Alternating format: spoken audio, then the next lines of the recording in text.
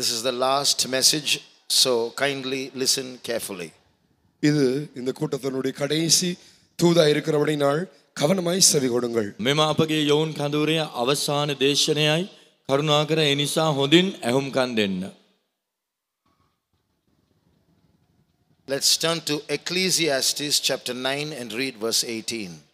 பிரசங்கியின் புத்தகம் 9ஆம் அதிகாரத்தின் வேதாகமங்களை திருப்பி 18ஆம் வசனத்தை வாசிப்போமாக. දේශනාකාරයාගේ පොතෙහි නවවන පරිච්ඡේදයට පෙරලා 18 වන පදය කියවමු. Wisdom is better than weapons of war, but one sinner destroyeth much good.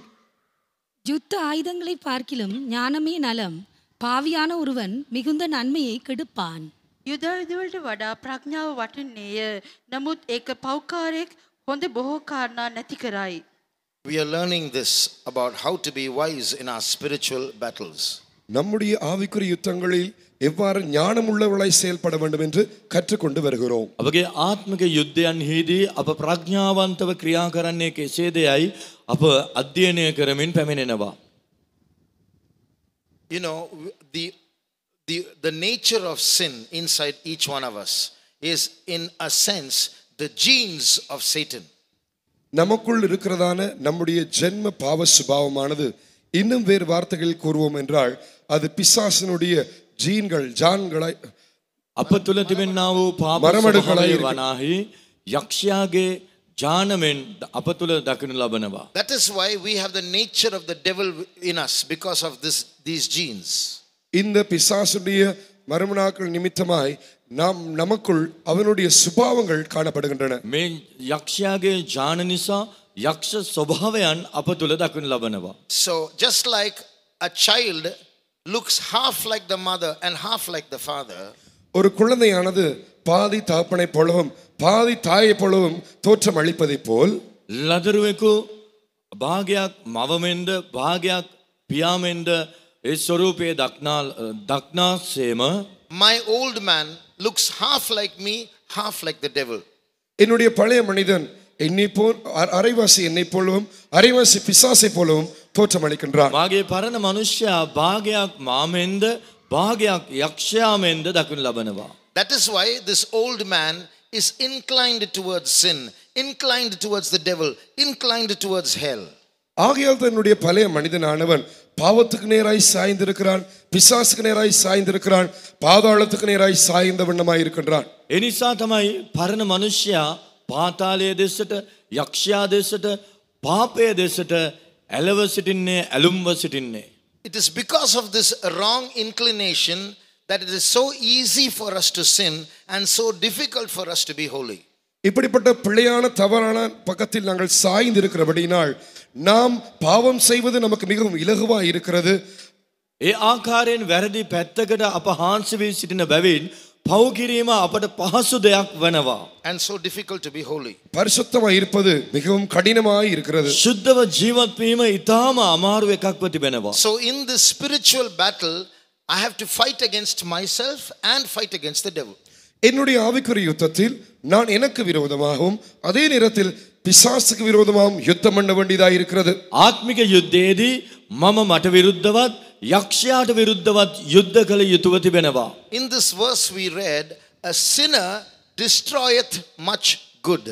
நாங்கள் வாசித்ததான வசனத்தில் கூறப்பட்டிருக்கிறது, பாவியான ஒருவன் மிகுந்த நன்மையை கெடுப்பான். අප කියවුවා වූ පදයෙහි එක පව්කාරයෙක් හොඳ බොහෝ කාරණා නැති කරයි කියා ලියා තිබේ. In this context, who is a sinner? இந்த வேத பகுதியின் பிரகாரமாய் பாவி என்றால் யார்? මේ පදයට අනුව මේ පව්කාරයා කවුද? He is a person who does not know how to fight. He is unwise in battle. அவனானவன் யுத்தம் செய்ய அறியாதவன், யுத்தம் செய்ய ஞானம் அற்றவனாய் இருக்கின்றான். ඔහු යුද්ධ වදින්ට නොදන්නා වූ අඥානයෙක්ව සිටිනවා. He is a friend of the old man, a lover of himself. அவன் பழைய மனிதனுடைய நண்பனாய் இருக்கிறான், தன்னை தானே நேசிக்கிறவனாய் காணப்படுகிறான். තමාටම ප්‍රේම කරන්නා වූ පරණ මනුෂ්‍යයෙක්ව සිටිනවා. We look for signs of the last days all around us. எங்களை சுற்றிலும் கடைசி காலத்தின் அடையாளங்களை தேடுகிறோம். අප මේ වටාම අවසාන කාලයේ ලකුණු සොයනවා. Somebody asked yesterday, is the Pope a sign of the last days? நேற்றைய தினம் ஒருவர் கேள்வி கேட்டிருந்தார், பாப்பாண்டவர் இப்பொழுது வந்திருக்க பாப்பாண்டவர் கடைசி நாட்களின் அடையாளமா என்று. ඊයේ දවසේ කෙනෙක් ප්‍රශ්නයක් අසා තිබුණා. දැන් අලුතෙන් පත් වුණා වූ පාප්තුමා ලෝකාන්තිමේ ලකුණක්ද කියා. You and I are signs of the last days. நீங்களும் நானுமே இந்த கடைசி நாட்களின் அடையாளங்களாய் காணப்படுகின்றோம். ඔබත් මාත් මේ අන්තිම දවස්වල ලකුණුව සිටිනවා. Read 2 Timothy chapter 3 verses 1 and the first line in verse 2. 2 தீமோத்தேயு 3ஆம் அதிகாரம் 1ஆம் வசனத்தையும் 2ஆம் வசனத்துடைய முதல் பகுதியையும் வாசிப்போம். දෙවනි තිමෝති 3 වන පරිච්ඡේදයේ පළවෙනි පදයේ පළමු කොටසත් දෙවන පදයේ පළමු කොටසත් කියවමු. For men shall be lovers of their own self. Chapter 3 verse 1 and the first part of verse 2. 3ஆம் அதிகாரம் 1ஆம் வசனமும் 2ஆம் வசனத்துடைய முதல் பகுதியும். 3 වන පරිච්ඡේදයේ පළවෙනි පදයත් දෙවන පදයේ පළවෙනි කොටසත්. This know also that in the last days perilous times shall come, for men shall be lovers of their own selves. නමුත් අන්තිම දවස්වලදී අන්තරා සහිත කාලවල් පැමිණෙන බව දැනගනින්න. මක්නිසාද මනුෂ්‍යෝ තමුන්ටම ප්‍රේම කරන්නෝව. மேலும் கடைசி நாட்களில் கொடிய காலங்கள் வரும் என்று அறிவாயாக. எப்படியெனில் மனுஷர்கள் தற்பிரியராயும். So when we love ourselves, it is a sign of the last days, this verse says. நாங்கள் நம்மை நேசிக்கும் பொழுது, நாங்கள் தற்பிரியராய் காணப்படும் பொழுது, இந்த வசனம் கூறுகிறவாறு நாங்களே கடைசி நாட்களின் அடையாளமாய் இருக்கின்றோம். අපටම ප්‍රේම කරන විට මේ පදයේ පවසන පරිදි අප අවසාන කාලයේ ලකුණුව සිටිනවා. We are not only loving ourselves, we are loving ourselves excessively. That's why all that extreme anger, depression, suicidal feelings emerge. நாங்கள் நம்மை நேசிப்பது மாத்திரமல்ல, அளவுக்கும் அதிகமாகவே நம்மை நேசிக்கிறோம். இது நிமித்தமாக தான் அதிகமாய் கோபம் கொள்ளுகிறோம், எரிச்சல் கொள்ளுகிறோம். நமக்கு தற்கொலை செய்கிறதான நினைவுகள், தோற்றங்கள், இப்படிப்பட்ட காரியங்கள் நமக்கு தோன்றுகின்றன. අපට ප්‍රේම කරනවා නොවේ, අපිට සීමාවට වඩා අධික ලෙස ප්‍රේම කරනවා.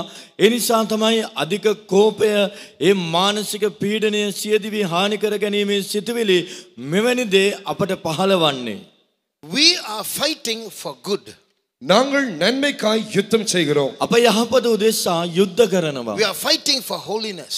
பரிசுத்தத்துக்காய் யுத்தம் අප செய்கிறோம். සුද්ධකම උදෙසා යුද්ධ We කරනවා. are fighting for righteousness. நீதிக்காய் யுத்தம் අප செய்கிறோம். ධර්මිෂ්ඨකම උදෙසා යුද්ධ We කරනවා. are fighting for love. அன்புக்காய் யுத்தம் செய்கிறோம். ප්‍රේමය උදෙසා යුද්ධ We are කරනවා. fighting for peace.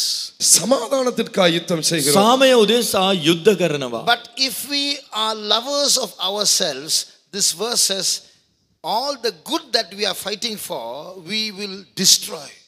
ஆனால் நாங்கள் நம்மை நேசிக்கிறவர்களாய் காணப்படுவோம் என்றால், நமக்கு இந்த வசனம் நமக்கு என்ன கூறுகிறது என்றால், இவை இந்த எல்லா நன்மைகளையும் கெடுக்கிறவர்களாய், அழிக்கிறவர்களாய் நாமே மாறிவிடுவோம்.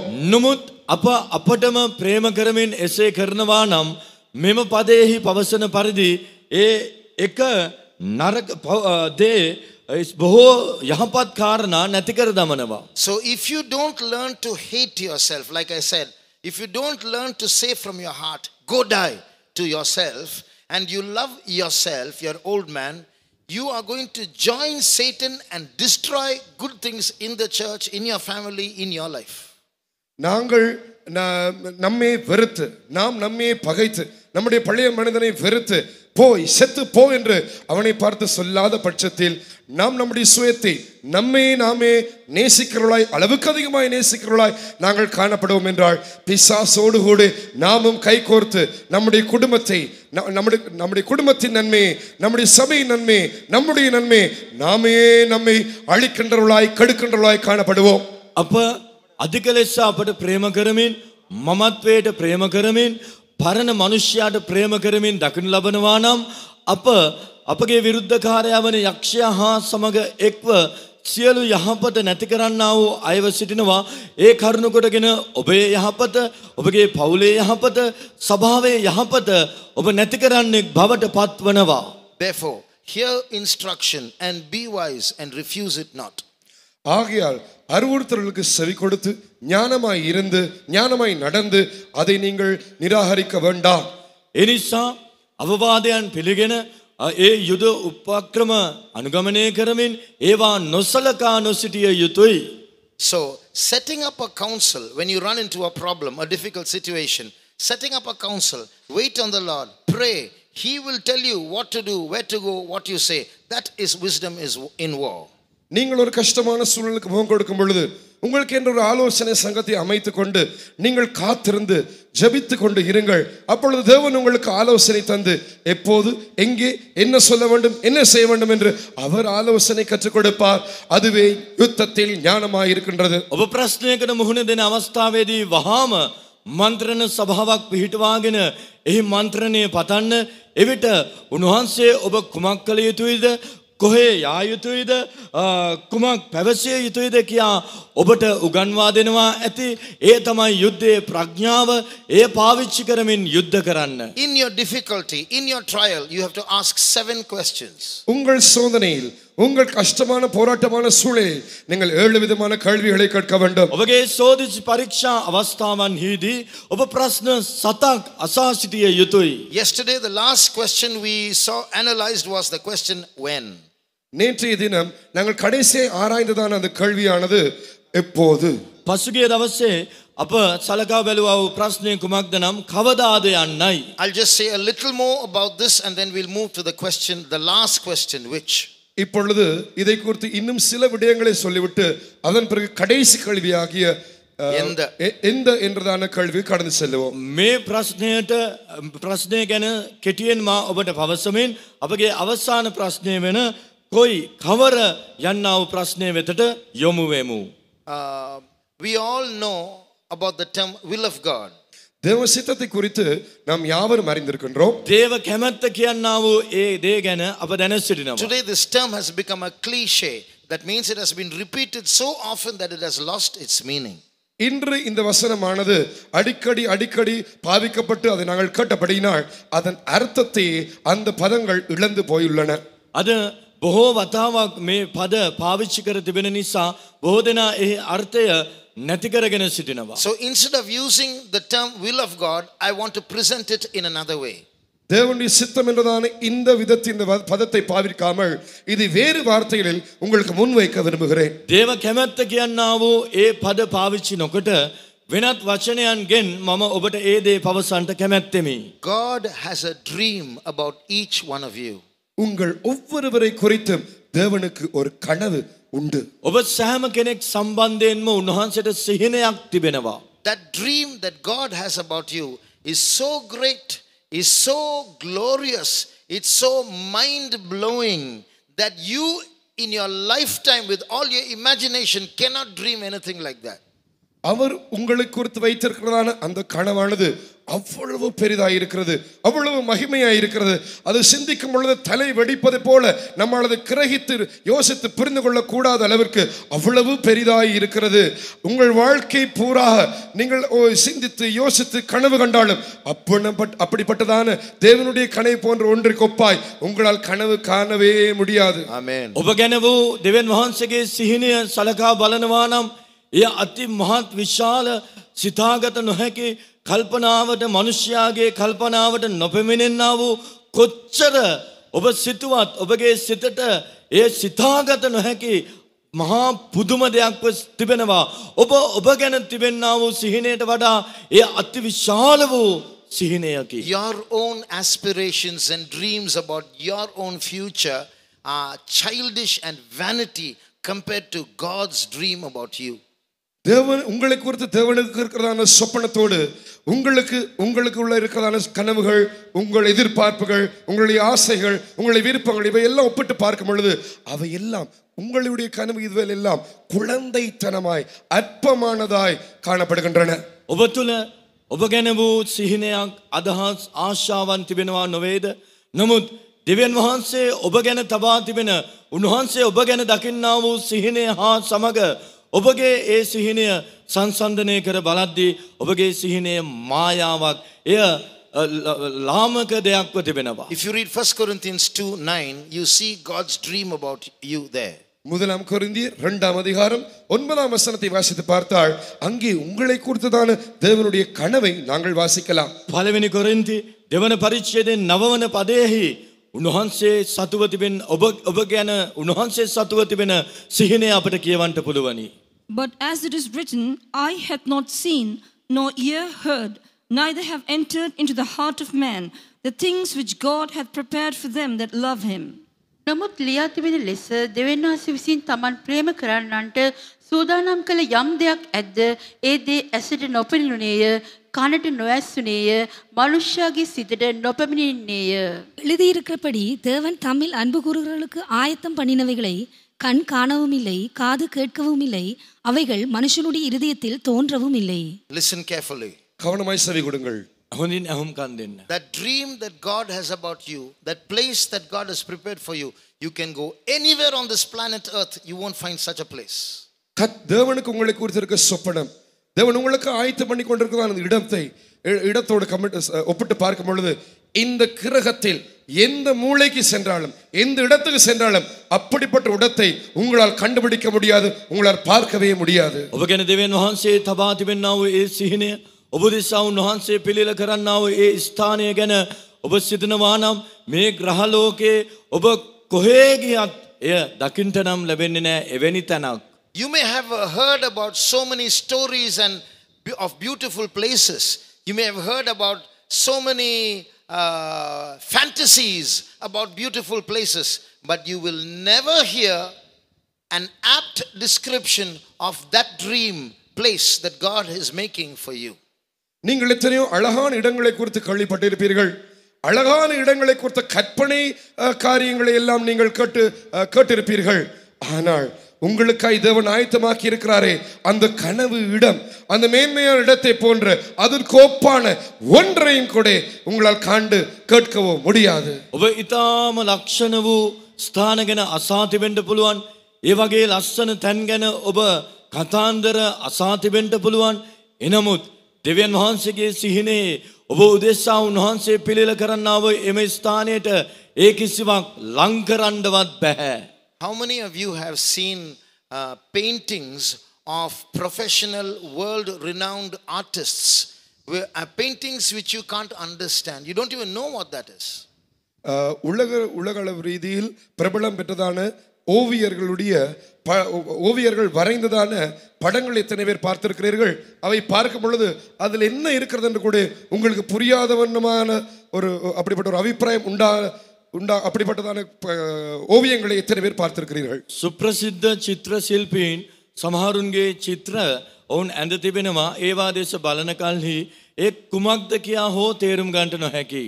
It will be so simple to draw and it will be so meaningless to see, yet it is so profound in philosophy and ideas embedded within it that only intellectual minds can understand. That is why it costs millions of dollars. அதை வரைவது மிக இலகுவாய் லேசாய் இருக்கும். அதை பார்க்கும் பொழுது அந்த நேரடியாக பார்க்கும் பொழுது அதில் எதுவித ஒரு அர்த்தம் அற்றதை போன்றே தோற்றம் அளிக்கும். ஆனால் அதில் எத்தனையோ விதமான தத்துவங்கள், எத்தனையோ ஞானங்கள், எத்தனையோ விதமான உள் நோக்கங்கள், கருத்துகள் அதில் உள்ளடக்கப்பட்டிருக்கும். இந்த உலகத்தில் இருக்க மிகப்பெரிய ஞானவான்கள், மிக கல்வியில் தேர்ந்த நிபுணர்களால் மாத்திரமே அதை புரிந்து கொள்ளக்கூடும். அது ஆகையால் தான் அது அவ்வளவு மில்லியன் கணக்கான டாலர்களில் விலை உயர்ந்த படங்களாய் ஓவியங்களாய் காணப்படுகின்றன. චිත්‍ර දෙස බලන විට ඒ ඊටා සරල ලෙස අඳින්න පුළුවන් වගේ පෙනෙනවා. ඒ සාමාන්‍ය දෙයක් වගේ පෙනුනත් එහි දාර්ශනික යමක් අභ්‍යන්තරයේ සැඟවුණා වූ අර්ථයක් තිබෙනවා. ඒ තේරුම් ගන්නට හැමෝටම නොහැකි උගත් දාර්ශනිකයන් ඒ තේරුම් ගන්නවා. ඒ නිසා තමයි ඒවා මිලියන ගණන් ඩොලර් වටින්නේ. But this dream that God has planned for you, even those artists cannot imagine. ஆனால் கர்த்தர் உங்களுக்காய் கண்டிருக்கிற வைத்திருக்கிற அவருடைய சொப்பனத்தை இந்த ஓவியர்களாலும் கூட வரையவோ நினைக்கவோ கூட முடியாது. නමුත් දෙවියන් වහන්සේ ඔබ දෙසා දකින්නා වූ ඒ සිහිනය ඒ චිත්‍ර ශිල්පීන්ට හෝ ඔවුන්ට සිතා ගන්නටවත් මවා ගන්නටවත් නොහැකි වෙනවා. But in this verse there is a condition for that dream to become part of your life. ஆனால் அந்த சொப்பனம், தேவனுடைய சொப்பனம் உங்களுடைய வாழ்க்கை ஒரு பங்காய் பாகமாய் மாறுவதற்கு ஒரு நிபந்தனை கொடுக்கப்பட்டுள்ளது. නමුත් එම සිහිනය ඔබගේ ජීවිතයේ අංගයක් කොටසක් බවට පත්වන පිණිස යම්කිසි කොන්දේසියක් මෙහි අඩංගු වෙනවා. யாருக்காவது சொல்ல முடியுமா அந்த நிபந்தனை என்னதென்று? Can anybody tell me the condition? ඒ කොන්දේසිය කුමක්ද කියා ඔබගෙන් යමෙකුට පවසන්නට පුළුවන්ද? தேவனுடைய கனவு உங்களுடைய வாழ்க்கையில் நிறைவேற வேண்டும் என்றால் நிபந்தனை என்ன? What is the condition if God's dream is to be fulfilled in our lives? දෙවියන් වහන්සේගේ සිහිනය ඔබගේ ජීවිතයේ ඉෂ්ටවන්ත නම් ඒ උදෙසා වූ කොන්දේසිය කුමක්ද? யாராவது சொல்லுங்க. Can anybody tell the condition? කවුරු හෝ මට පවසන්න. The answer is in that verse, not in my face. அதற்கு பதில் அந்த வசனத்தில் இருக்கிறது, என்னுடைய முகத்தில் அல்ல. මගේ මුහුණේ නොවේ, මේ පදේ තමයි පිළිතුරු තිබෙන්නේ.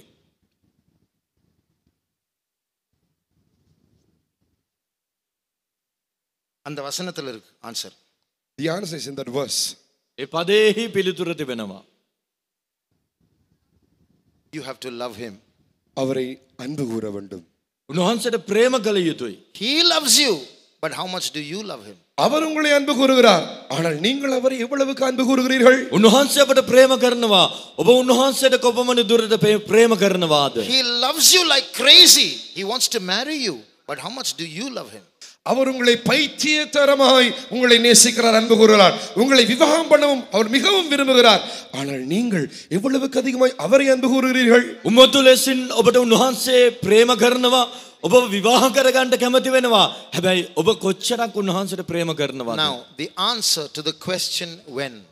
இப்பொழுது எப்போது என்றதான கேள்விக்கான பதில். කොහෙද කියන්නා වූ ඒ ප්‍රශ්නයට පිළිතුර කවදාද? The time for the fulfillment of God's dream in your life has come. உங்களுடைய வாழ்க்கையில் தேவனுடைய சொப்பனம் நிறைவேறுகிறதான அந்த கால சமயம் நேரம் வந்துள்ளது. දෙවියන් වහන්සේගේ සිහිනය ඔබගේ ජීවිතයේ ඉෂ්ට සිද්ධ වන්නා වූ කාලය පැමිණ තිබේ. Is your family divided? உங்கள் குடும்பம் பிரிந்துள்ளதா? ඔබගේ පවුල විසිරී ගොස් තිබෙනවාද? Is your father a drunkard? உங்கள் தகப்பன் ஒரு குடிகாரராய் இருக்கிறாரா? ඔබගේ පියා බේබද්දෙක්ද? Is your family steeped in debt? உங்கள் குடும்பமானது கடனில் மூழ்கி போயுள்ளதா? ඔබගේ පවුල ණය බරින් පීඩිතව සිටිනවාද? Is someone sick at home, chronically ill? உங்கள் வீட்டில் யாராவது பாரதூரமாய் வியாதிப்பட்டு இருக்கிறார்களா? ඔබගේ පවුලේ යමෙක් අසාධ්‍ය ලෙස රෝගාතුරව සිටිනවාද? All these trials are permitted by God in your life only to turn you, to sink you with this wind to fulfill your dream. இந்த எல்லா சோதனை, இந்த எல்லா நெருக்கடியான சூழல் ஆனது தேவனுடைய அந்த சொப்பனத்துக்கு நேராய் உங்களை அப்படியே திசை திருப்பி அதோடு ஒன்றிணைக்கும்படியாகவே உங்களுக்கு அனுமதிக்கப்பட்டவைகளாய் காணப்படுகின்றன.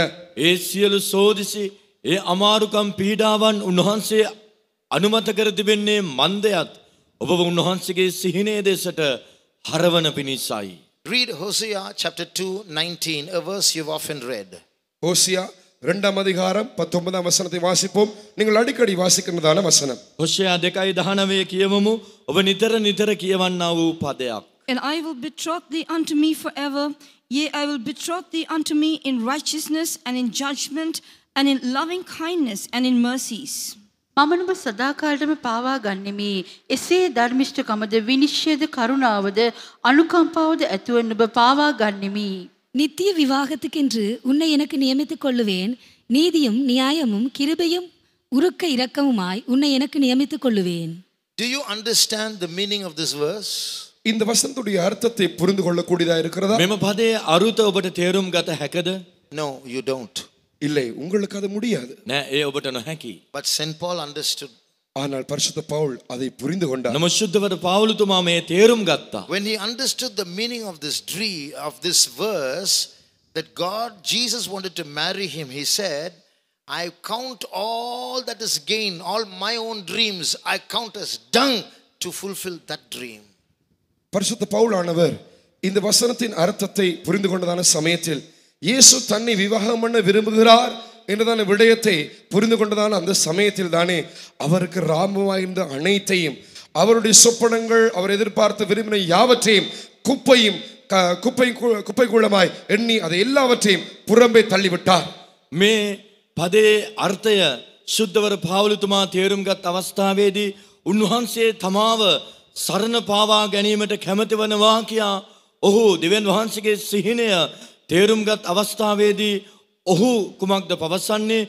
තමාට ලාභව තිබුණා වූ දේවල්, තමාගේ සිහින සියල්ල උන්වහන්සේගේ ඒ සිහිනය ඉෂ්ට කර ගැනීම උදෙසා කුණුත් කසලත් මෙන් අලාභයයි සලකන්ට පටන් ගන්නවා. Somebody said Christianity is not a religion. Christianity is a wedding proposal.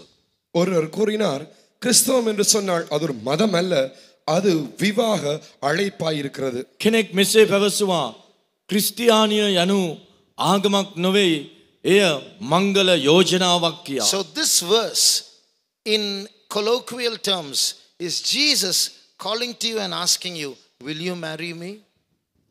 இங்கே இந்த வசனமானது இயேசு நடைமுறை விதியில் நீ என்னை விவாகம் பண்ணி கொள்ளுகிறாயா என்று கேட்கிறதை போன்ற ஒரு அர்த்தமுடையதாய் காணப்படுகிறது. මේ පදය තවත් මේ ආකාර අරුතක් ගෙන දෙනවා. යේසුස් වහන්සේ අසනවා ඔබ මාව විවාහ කරගන්නවාද කියා. When I was writing these notes this morning, I put down my pen, I lifted up my hands and said, Jesus, please, I'm going to preach this to others. I don't want to miss this, please, because I can't trust myself. Please accept this prayer now while I'm saying, and I surrender for this wedding. இந்த காலையில் இந்த பிரசங்க குறிப்புகளை எழுதி கொண்டிருந்த சமயத்தில் என் பேனையை நான் கீழே வைத்துவிட்டு முழங்காலிட்டு என் கரங்களை உயர்த்தி, ஆண்டவரே, நான் இதை மற்றவர்களுக்கு பிரசங்கம் பண்ண போகிறேன், ஆனால் நான் இதை தவற விட்டு விடக்கூடாது. இப்பொழுது என் ஜெபத்தை கேளும், இப்பொழுது என்னை ஏற்றுக்கொள்ளும், இது எனக்கு வேண்டும், இது எனக்கு சம்பவிக்க வேண்டும் என்று அவ்வாறு நான் ஜெபித்தேன். අද මේ දේශනය උදෙසා මා සටහන් ලියමින් සිටි අවස්ථාවේදී මාගේ පෑන මම පසෙක තබා මාගේ දෑත් ඔසවා මම උන්වහන්සේට පවසා සිටියේ කුමක්ද නම්, ස්වාමිනේ, මම මේ දේ අද දේශනා කරන්නට යනවා. නමුත් මාගේ ජීවිතේ මේ දේ මම අත්පසු කරගන්න හොඳ නැහැ. ස්වාමිනේ, මම ඔබ වහන්සේව විවාහ කරගන්න ඕනේ. මට උදව් කරන්න කියායි. Many months ago, I got a forward in my mobile.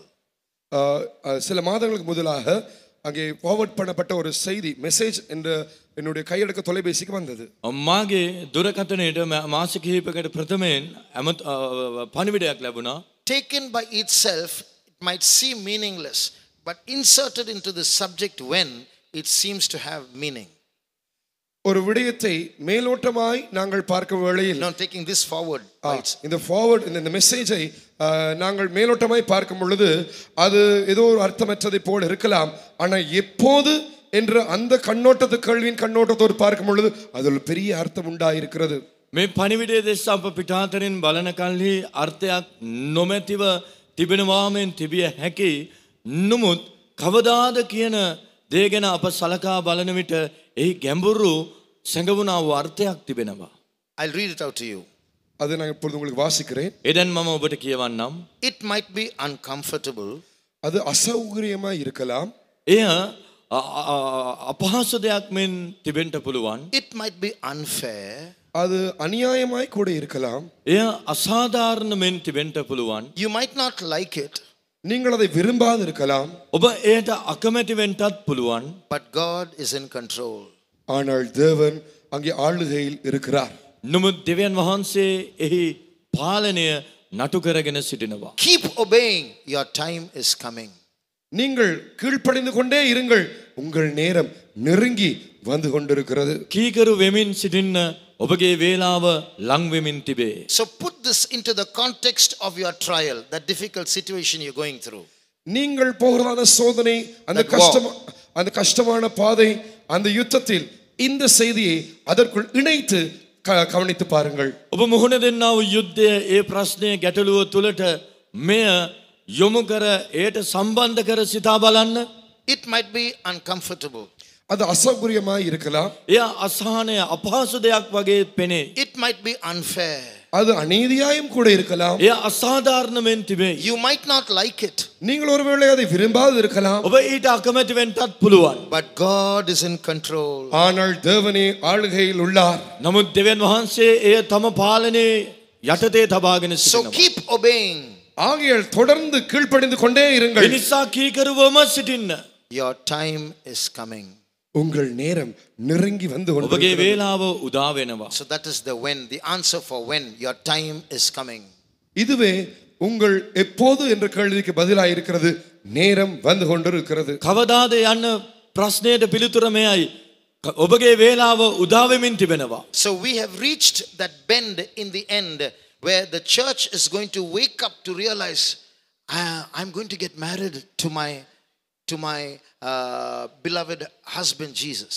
என்னுடைய அன்பான நாயகன் இயேசுவுக்கு நான் விவாகம் செய்யப்பட போகிறேன் என்று சபை விழுத்தெலும்புகிறதான அந்த கடைசி பகுதியில் அந்த விளைவுக்கு நாங்கள் இப்பொழுது வந்துள்ளோம். සභාව ඒ අවසානයේට ඒ වංගුවට ලංව තිබෙනවා. ඒ වංගුව ඒ අවසානයේ කුමක්ද නම් මම මාගේ ප්‍රේමවන්ත ස්වාමි පුරුෂයාව විවාහ කර ගැනීම. You want to join us? நீங்கள் எங்களோடு சேர விரும்புகிறீர்களா? අපහා සමග එක්වන්නට කැමතිද? Use your trials.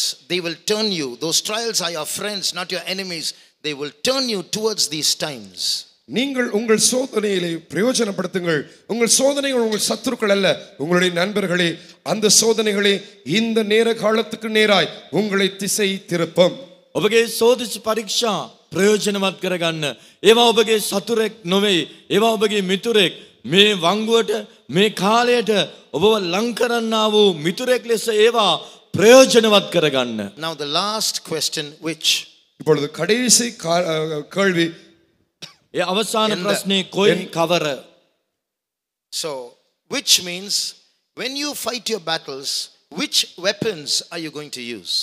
இந்த என்ற கேள்விக்கு நீங்கள் பதில் அளிக்கும் பொழுது எந்த ஆயுதங்களை கருவிகளை நீங்கள் பயன்படுத்த போகிறீர்களாகும். කවර කියන්නා වූ ප්‍රශ්නයට ඔබ උත්තර දෙන අවස්ථාවේදී ඔබ යුද්ධයේදී පාවිච්චි කරන්නේ කවර ආයුධද කියන දේ තමයි අසනු ලබන්නේ. You may have already heard in the GA study this morning that there are 3 weapons that God wants us to use, which seem to be very foolish but are very powerful. இன்று காலையில் நடந்தான குழு நிகழ்ச்சியின் வேத பாடத்தில் இந்த 3 ஆயுதங்களை குறித்து நீங்கள் கேள்விப்பட்டிருப்பீர்கள். இந்த 3 ஆயுதங்கள் வெளியில் பார்க்கும் பொழுது மதீனம் போல மதிகேடை போல காணப்பட்டாலும் கூட மிகவும் வல்லமை வாய்ந்த 3 ஆயுதங்களாய் காணப்படுகின்றன. ඔබ අද උදෑසන පැවැත්වුණා වූ එම කණ්ඩායම් ක්‍රියාකාරකමේදී මෙම ආයුධ 3 ගැන අසන්ට ඇති. ඒ ආයුධ දෙස බලන විට අඥාන ආයුධ වගේ මෝඩ ආයුධ වගේ පෙනුනත් ඒවා ඊට බලගතු බල සම්පන්න ආයුධ 3ක්ව තිබෙනවා. These weapons are very powerful, but the world doesn't even know that these weapons exist. இந்த ஆயுதங்கள் மிகவும் மிகவும் வல்லமை வாய்ந்த பலத்த ஆயுதங்களாய் காணப்படுகின்றன. ஆனால் இந்த உலகத்துக்கோ இப்படிப்பட்ட ஆயுதங்கள் இருக்கின்றன என்று கூட இந்த உலகம் அறியாதிருக்கிறது. මේ ආයුධ වනාහි අධිබලති ආයුධව තිබෙනවා. නමුත් මේ ලෝකයා මෙවැනි ආයුධයක් තියෙනවාද කියවත් නොදැන සිටිනවා. அந்த சைடில் இருக்கிற பிள்ளைங்க, நீங்க ரொம்ப நேரமா பேசிட்டே இருக்கிறீங்க, கவனிக்கிறது இல்லை. எவ்வளோ விலையேறப்பட்ட காரியங்களை சொல்லிட்டு இருக்கிறோம், நீங்க எவ்வளோ பேசிட்டு இருக்கிறோம். அது என்ன பேப்பர் அது போட்டிங்க? அதை அந்த பக்கமே பார்த்துட்டு இருக்கிறீங்க, கவனிங்க. So which weapons are you using? நீங்கள் எந்த ஆயுதங்களை பயன்படுத்துகிறீர்கள்? ඔබ පාවිච්චි කරන්නේ කවර ආයුධයන්ද? I will introduce the first weapon. It's called good. நான் முதலாவது ஆயுதத்தை அறிமுகப்படுத்தி வைக்கிறேன். இந்த ஆயுதத்தின் பெயர் நன்மை. මම පළමු ආයුධය ඔබට හඳුන්වා දෙන්නම්. පළවෙනි ආයුධය යහපත්කම. Read Romans 12:23. ரோமர் 12ஆம் அதிகாரம் 23ஆம் வசனத்தை வாசிப்போமாக. රෝම 12යි 23. 23. 21. Sorry, 21. Sorry. 21ஆம் வசனம். Be not overcome of evil, but overcome evil with good. නපුරුකමින් පරාජය නොවී යහපත්කමින් නපුරුකම පරාජය කරපල්ලා. நீ தீமையினாலே வெல்லப்படாமல் தீமையை நன்மையினாலே வெல்லு. This verse says there are 2 ways of overcoming evil. One is to overcome evil with evil. The other is to overcome evil with good. இந்த வசனமானது தீமையை எப்படி வெல்வது என்று 2 முறைமைகளை நமக்கு முன்வைக்கின்றது. ஒரு முறைமை என்னவென்றால் தீமையை தீமையினால் வெல்ல வேண்டும், மற்ற முறைமை தீமையை நன்மையினால் வெல்ல வேண்டும். මෙම පදයෙහි නපුර ජයගත හැකි ක්‍රමවේදයන් දෙකක් ගැන සඳහන් වනවා. එකක් නපුර නපුරෙන් පරාජය කිරීම, ඊළඟ එක නපුර යහපතින් පරාජය කිරීම. This verse says if you use evil to overcome evil, you might overcome evil, but evil will overcome you from the backside. இந்த வசனம் கூறுகிறது நீங்கள் தீமையினால் தீமையை கொண்டு தீமையை நீங்கள் ஜெயிப்பீர்கள், வெல்லுவீர்கள் என்றால் பின்புறத்திலிருந்து பின்பக்கமாயிருந்து அதே தீமை உங்களை இறுதியில் வென்றுவிடும். මෙම පදය පවසන්නේ ඔබ නපුර නපුරෙන් ජය ගන්නවා නම් ඔබට ජය ගන්න පුළුවන්. එනමුත් ඔබ පසුපස සිටමින් නපුර ඔබගෙන් ජය ගන්නවා කියයි. In the church in which I served many years ago, there was a young boy who had a very healthy, sturdy body. நான் பல வருடங்களுக்கு முதலில் ஊழியம் செய்தான் ஒரு விசுவாச வீட்டில் அங்கே ஒரு வாலிப பையன் இருந்தான். அவன் நல்ல வாட்டசாட்டமாய் உயர்ந்த நல்ல உடம்பு உள்ள ஒரு பையனாயிருந்தான். මම පෙර සේවය කරා වූ සභාවෙහි එක තරුණයෙක් සිටියා. ඔහුට හොඳ කඩවසම් හැඩි දැඩි ශරීරයක් තිබුණා. And he was invited by a gang to join the gang. ஒரு ரவுடி கூட்டத்தாரால் அங்கே அவர்களை வந்து சேரும்படியாய் ஒரு அழைப்பு இவனுக்கு வந்தது. ඔහුට රවුඩි කණ්ඩායමක් ආරාධනා කරා එම කණ්ඩායමට එකතු වෙන්න කියා. You have a good body, so it will be useful for us, they said. உங்களுக்கு நல்ல ஒரு வாட்டசாட்டமான சரீரம் உண்டு, நீ எங்களை வந்து சேர்ந்து கொண்டால் எங்களுக்கு அது பிரயோஜனமாய் இருக்கும் என்று கூறினார்கள். ඔබට හොඳ හැඩි දැඩි ශරීරයක් තිබෙනවා. ඔබ අපහා සමග එක්වුණොත් අපිටත් ප්‍රයෝජනයක් කියා පැවසුවල්. So come and join us, be a hitman for us. எங்களோட வந்து சேர்ந்து கொள், எங்களோட வந்து ஒரு ரவுடியாய் மாறிவிடு, அடியாளாய் மாறிவிடு. අපහා සමග එක්වෙන්න අපිත් එක්ක එකතු වෙලා පහර දෙන්නෙක් ලෙස මාරු වෙන්න. And he said, no, I'm scared. அவன் கூறினான், இல்லை இல்லை எனக்கு அது பயம். නෑ මට බෑ, මට බයයි කියා පැවසුවා. Then they said, no, we will take you to a person, you hit him once, then that fear will go.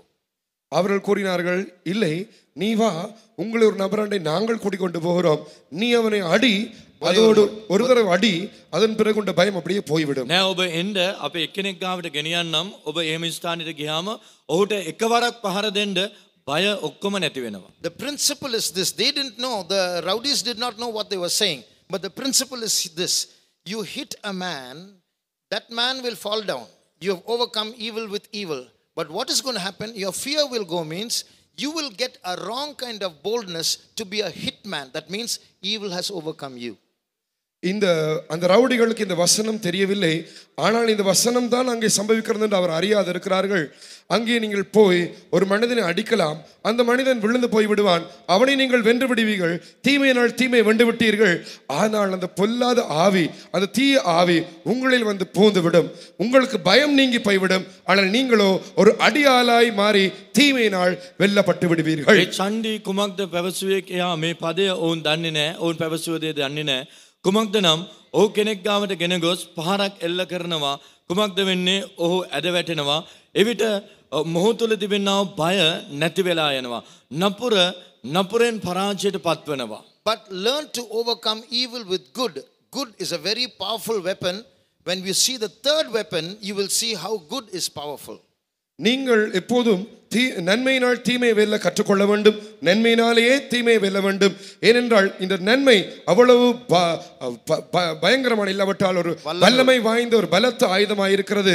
இது எவ்வளவு வல்லமை வாய்ந்தது என்று நாங்கள் மூன்றாவது ஆயுதத்தை குறித்து கவனிக்கும் பொழுது உங்களுக்கு புரிய வரும். යහපත්කමෙන්ම ඔබ නපුර පරාජයට පත් කළ යුතුයි.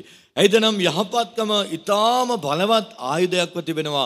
ඒ නිසා ඔබ නිතරම නපුර යහපතින් පරාජය කිරීමට උත්සාහ කළ යුතුයි. එහි බලගතභාවය තුන්වන ආයුධය ගැන අප ඉගෙන ගන්නා විටදී ඔබට මනා වැටසේ වැටෙයි. The second weapon is truth, foolish weapon. இரண்டாவது மதியினமான மதிகேடான ஆயுதமானது சத்தியம். දෙවන අඥාන ආයුධය සත්‍යයයි. John 8:32 says, ye shall know the truth and the truth shall deliver you. யோவான் 8:32 கூறுகிறது, சத்தியத்தையும் நீங்கள் அறிவீர்கள், சத்தியம் உங்களை விடுதலையாக்கும். යොහාන් 8:32 පවසනවා, සැබෑවද නුඹ සැබෑව දැනගන්නවා ඇත, සැබෑවද නුඹ නිදහස් කරන්නේ යයි කියා. So the truth is a weapon that can set you free. சத்தியமானது உங்களை விடுதலையாக்கக்கூடிய ஒரு ஆயுதமாய் காணப்படுகிறது. සැබෑව සත්‍ය වනාහි ඔබව නිදහස් කළ හැකි ආයුධයක්ව තිබෙනවා. How is that? அது எப்படியாகும்? ඒකෙසේද? Satan's kingdom is founded on lies. பிசாசின் ராஜ்யமானது பொய்களின் மீது அஸ்திபாரமிட்டு கட்டப்பட்டதான ஒரு ராஜ்யம். යක්ෂයාගේ රාජ්‍ය වනාහි බොරුව පදනම කරගෙන බිහිවී තිබෙනවා. Everything that he is built his kingdom on, the people that he has, the philosophies that he's telling others, the things that he's convincing about others about, are all lies. அவனோடு இருக்கிறவர்கள், அவன் போதிக்கிறதான தத்துவங்கள், இப்படி அவன் செய்கிற அனைத்துமே பொய்களாலே நிறைந்திருக்கிறது. பொய்யையே அடிப்படையாய் கொண்டு உண்டாக்கப்பட்டவைகளாய் காணப்படுகின்றன. ඕහා සමග සිටින්නන් ඕ ගෙන හැර දක්වන සියලු දේ, ඕ කරන සියලු දේ බොරුව අත්තිවාරම කරගෙන පදනම කරගෙන සියල්ල කරගෙන යනවා. For example, you look at the theory of evolution that is taught as science. All lies. But because it is inserted into the science textbook, people think that is truth. Science is our yardstick. Therefore, it is true. நாங்கள் பரிணாம கோட்பாடு என்றதான அந்த விடயத்தை நாங்கள் கவனித்து பார்க்கும் பொழுது அதை அவர்கள் கற்றுக் கொடுக்கிறார்கள். அந்த விடயத்தில் ஒவ்வொரு கணக்கியல், அதன் ஒவ்வொரு தத்துவங்கள், அவர் எல்லாவற்றையும் நாங்கள் ஆராய்ந்து பார்க்கும் பொழுது எல்லாமே பொய், எல்லாமே போலி, எல்லாமே மாயமாய் காணப்படுகின்றது. Because it is inserted into science, people think it is true. ஆனால் அதை விஞ்ஞானத்திற்குள், விஞ்ஞான புத்தகங்களுக்குள் உள்ளடக்கி இருக்கிறபடியினால் ஜனங்கள் அதுதான் மெய், அதான் சத்தியம் என்று ஏற்றுக்கொண்டு நினைக்கின்றார்கள். අප පරිණාමවාදය ගැන සලකා බලමු. ඒ විද්‍යාවට ඔවුන් ඇතුළත් කර තිබෙන නිසා හැමෝම හිතන්නේ ඒ සත්‍යයයි කියා. නමුත් එහි කිසිදු සැබෑවක්, සත්‍යයක්, එහි කරුණු කාරණා තොරතුරු සොයා බලන විට දකින්නට ලැබෙන්නේ නැහැ. Some years ago I saw the title of a book. சில வருடங்களுக்கு முன்பதாக ஒரு புத்தகத்தின் தலையங்கத்தை நான் பார்த்தேன். වසර කිහිපයකට ප්‍රථමයෙන් මම එක් පොතක මාතෘකාව තේමාව බැලුවා. 50,000 errors in the Bible. வேதாகமத்தில் 50,000 தவறுகள். බයිබලයේ අඩංගු වැරදි 50,000ක්. This is Satan's work. இது பிசாசுடைய கிரியை. යක්ෂයාගේ වැඩ. He builds his kingdom on telling lies like this, writing books like this, and convincing others, oh, the Bible is wrong, creation is wrong, there's no God. இவ்வாறு பொய்களை அறிமுகப்படுத்தி, பொய்களை புத்தகமாய் எழுதி வெளியிட்டு, பொய்களை இப்படி ஜனங்களுக்கு உணர்த்தும்படி அவன் கிரியை செய்து, தேவன் ஒருவர் இல்லை, அப்படி எல்லாம் பொய், வேதாகமமே ஒரு பெரிதான பொய் என்று அவன் உணர்த்த முயற்சி செய்கிறான். මේ වගේ බොරු පොත් රචනා කරන්න සලස්වමින්, බොරු දේවල් මිනිස්සුන්ට ගෙන හැර දක්වමින්, මනුෂ්‍යාව බොරුව විශ්වාස කරන්න සලස්වා, එය ඇත්ත කියා, බොරුව ඇත්ත, මායාව ඇත්ත කියා මනුෂ්‍යයාට හංගවා දෙන්න සලස්වමින්, දෙවි කෙනෙක් නැහැ, බයිබලයේ බොරු, මේ වගේ බොරුව මතම ඔහු තමාගේ රාජ්‍ය ගොඩනගනවා. Now listen carefully. கவனமாய் செவி கொடுங்கள். හොඳින් ඇහුම්කන් දෙන්න. Because Satan has built his kingdom on lies, he is afraid of the truth. பிசாசானவன் தன்னுடைய ராஜ்யத்தை பொய்களின் மீது பொய்களை அடிப்படையாய் கொண்டு கட்டியெழுப்பி இருக்கிறபடியினால் சத்தியத்தை பார்த்து பயப்படுகிறவனாய் இருக்கின்றான். යක්ෂයා තමාගේ රාජ්‍ය බොරුව මත පදනම් කරගෙන, එය පදනම කරගෙන ගොඩනගා තිබෙන නිසා සත්‍යයට, සැබෑවට ඌ බය වෙනවා. Because when the truth comes out, his foundations are shattered. ஏனென்றால் சத்தியம், உண்மை வெளிவரும் பொழுது அவனுடைய ராஜ்யத்தின் அஸ்திவாரங்கள் எல்லாம் சிதறடிக்கப்பட்டு போகின்றன. සැබෑව සත්‍ය හෙළිවන විට යක්ෂයාගේ රාජ්‍ය අත්තිවාරම් සොලවනු ලබනවා. Yesterday there was an FAQ. நேற்று ஒரு கேள்வி கேட்கப்பட்டிருந்தது. ඊයේ දවසේ FAQ එකක් අසා තිබුණා. We didn't answer it, but I'm answering it now. நாங்கள் அதற்கு பதில் கொடுக்கவில்லை, இப்பொழுது அதற்கு பதில் கொடுக்கிறேன். ඊට මා පිළිතුරු දුන්නේ නැහැ. දැන් පිළිතුරු දෙන්නම්. If I hug the Bible, if I kiss the Bible, if I hold it close to me when I sleep, if I keep it near my pillow, is it idolatry? நான் என் வேதாகமத்தை கட்டி அணைத்துக் கொண்டாள், அதை முத்தமிட்டாள், அதை எப்பொழுதும் நான் சுமந்து சென்றாள், என் படுக்கையின் தலைவாணி அருகில் அதை வைத்துக் கொண்டாள், இவ்வாறு நான் செயல்பட்டாள், அது விக்கிர ஆராதனையாய் மாறிவிடுமா? මම බයිබලයේ සිපගත්තොත්, ඒ හොවාගෙන වැළඳගෙන සිටියොත්, ඒ මාගේ කොට්ටේ අසල, හිස අසල තබාගෙන සිටියොත්, ඒ රූප වන්දනාවක්ද? In a sense, that is idolatry. ஒரு விதத்தில் அது விக்கிராராதனை தான். එක් පස්සකින් එක් කෝණයකින් බලන කල එයත් රූප වැඳීමක්. It's not the book that is important, it's the content that is important. இந்த புத்தகம் அல்ல முக்கியமானது, இந்த புத்தகம் அல்ல, ஆனால் புத்தகத்துக்குள் உள்ளடக்கப்பட்டிருக்க விவரங்கள், அந்த காரியங்களே முக்கியமானவைகளாய் காணப்படுகின்றன. මේ පොත ග්‍රන්ථය නොවේ වැදගත්, එහි අඩංගු කාරණායි. So you are hugging and kissing the Bible, maybe because you love it, maybe because you think there's some power in it, but more powerful will be when you read the Bible, memorize the Bible, and confess the Bible. நீங்கள் அந்த வேதத்தை நேசிக்கிறபடியினால் அது ஒரு வல்லமையான ஒரு பொருள் என்று நீங்கள் நினைக்கிறபடியினால் நீங்கள் அதை முத்தமிடுறதா இருக்கலாம், இல்லாவிட்டால் நீங்கள் அணைத்துக் கொள்ளுகிறீர்களா இருக்கலாம். ஆனால் அதைவிட அந்த வேதத்தை வாசித்து அதை மனப்பாடம் பண்ணி அதை உங்கள் வாயிலால் வேதத்தை அறிக்கை செய்யும் பொழுது, அதை உச்சரிக்கும் பொழுது, இது எல்லாவற்றை விட அதிக வல்லமை வாய்ந்ததாய் இந்த விடயம் காணப்படுகிறது. බයිබලය ඔබ සිපගන්නේ ඒ වැළඳගන්නේ එහි යම් ඒ බලවත්ව තිබෙන නිසා බලවත්ව තිබෙනවා කියා සිතාගෙනයි. නමුත් ඊට වඩා මේ බයිබලය දේව වචනය ඔබ කියවන්න, එය කටපාඩම් කරගන්න, එය ඔබගේ මුකෙන් උච්චාරණය කරන්න, කියා සිටින්න, එවිට ඊට වඩා මහත් බලයක් ඔබට අත්දකින්න පුළුවන්. So if you want to experience the power of the Bible, if you want to show your love for the Bible, don't just hug it, obey it, listen to it, speak it, believe it. நீங்கள் வேதத்தின் வல்லமை அனுபவிக்க விரும்பினால், வேதத்தை நேசிக்க விரும்பினால், அதை நீங்கள் கட்டி அணைக்கவோ முத்தமிடவோ போக வேண்டிய அவசியம் கிடையாது. நீங்கள் அதை நேசியுங்கள், அதை நீங்கள் அதற்கு கீழ்ப்படியுங்கள், Believe it. அதை நீங்கள் விசுவாசியுங்கள், அதை நீங்கள் பேசுங்கள். දේව වචනයට ප්‍රේම කරනවා කියා කියන්ට කැමති නම්, එහි බලය අත්දකින්න කැමති නම් ඔබ කළ යුත්තේ මේ වචනේ විශ්වාස කරන්න, මේ වචනේ කියවන්න, ඔබගේ මුකෙන් ප්‍රකාශ කරන්න, ඒ වගේම මේ වචනයට කීකරුවන්න. When you confess your sins, you are speaking the truth. நீங்கள் உங்கள் பாவங்களை அறிக்கை செய்யும் பொழுது சத்தியத்தை பேசுகிறீர்கள். ඔබ ඔබගේ පාපය කියා සිටින විට ඔබ සැබෑව කතා කරනවා. So confessing your sins is not something shameful. That's a lie of the devil. It's the truth. It will shatter the foundations of the devil. நீங்கள் உங்கள் பாவங்களை அறிக்கை செய்வதான விடயமானது வெட்கத்துக்குரிய விடயம் அல்ல.